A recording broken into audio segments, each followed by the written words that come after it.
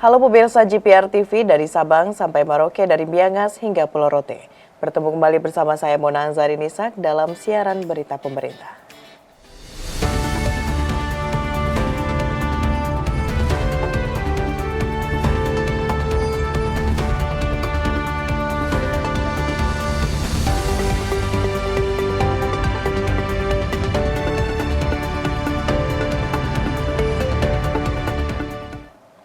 Pemirsa, kita ke informasi pertama. Presiden Prabowo Subianto optimis Indonesia bisa swasembada pangan dan tak lagi impor beras mulai tahun 2025. Presiden menilai produksi pangan Indonesia telah meningkat mencapai 2 juta ton, terbesar sejak beberapa tahun terakhir.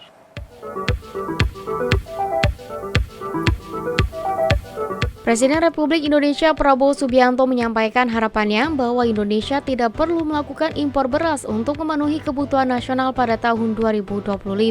Hal itu disampaikan Presiden saat menyampaikan pengantar pada sidang Kabinet Paripurna di Kantor Kepresidenan Jakarta. Optimisme Presiden dilandasi dengan melihat tren produksi pangan yang semakin meningkat setiap tahunnya. Produksi pangan kita naik, cadangan pangan kita mungkin terbesar selama beberapa tahun ini. Yang ada di gudang kita saya kira mendekati 2 juta ton, dan sangat besar kemungkinan dan keyakinan saya tahun 2025 kita tidak akan impor beras lagi. Dari hasil capaian produksi beras dalam negeri ini, Presiden menyampaikan apresiasi atas kerjasama berbagai pihak yang berurusan dengan pangan.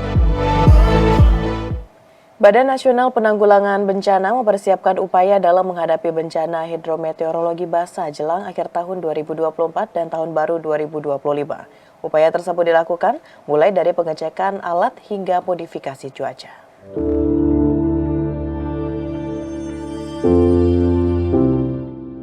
Jelang akhir tahun 2024 dan tahun baru 2025, Badan Nasional Penanggulangan Bencana menyiapkan upaya dalam menghadapi kesiapsiagaan bencana hidrometeorologi di sejumlah wilayah di Indonesia.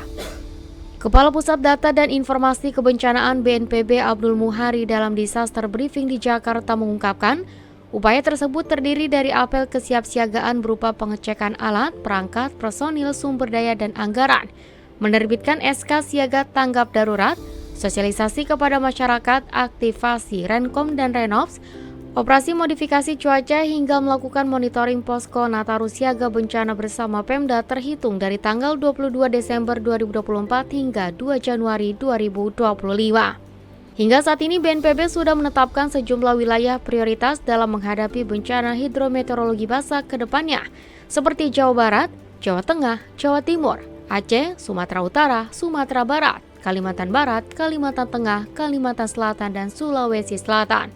Abdul Muhari mengimbau kepada seluruh kepala daerah, kabupaten, kota apabila di daerahnya sudah mengalami bencana, maka segera menetapkan status tanggap darurat dan bersinergi bersama seluruh unsur terkait agar kebutuhan dasar pengungsi di masa tanggap darurat tersebut segera terpenuhi dengan baik.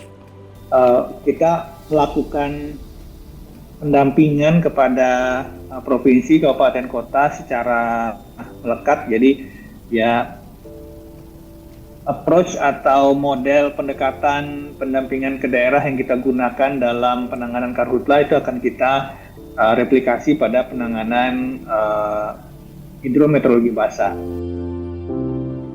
Informasi lainnya pemirsa, BNPB siapkan 420 unit bangunan hunian sementara untuk penyintas erupsi Gunung Lewotobi laki-laki di Flores Timur, Nusa Tenggara Timur.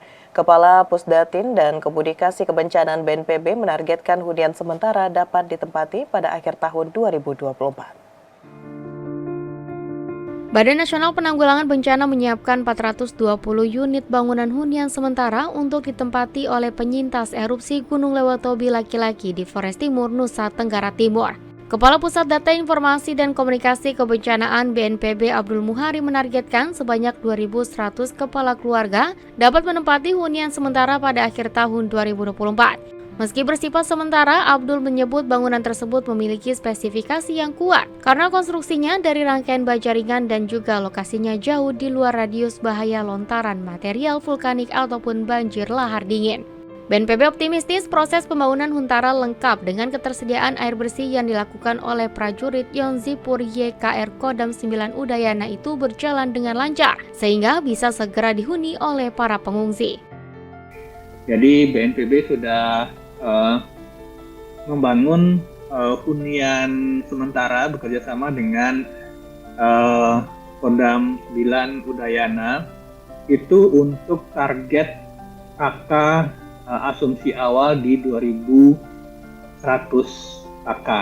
Jadi rumah yang akan dibuat hunian sementara ini itu couple ya, dari satu bangunan itu 5 untuk 5 KK. Lebih lanjut, Abdul memastikan aspek keselamatan dan kenyamanan dari ancaman bahaya menjadi hal yang paling diprioritaskan, mengingat aktivitas erupsi Gunung Lewatobi laki-laki yang masih berlangsung dan ditambah kondisi yang mulai memasuki musim hujan. Pemirsa, usai jeda pariwara, kami akan kembali dengan informasi lainnya. Tetaplah bersama kami.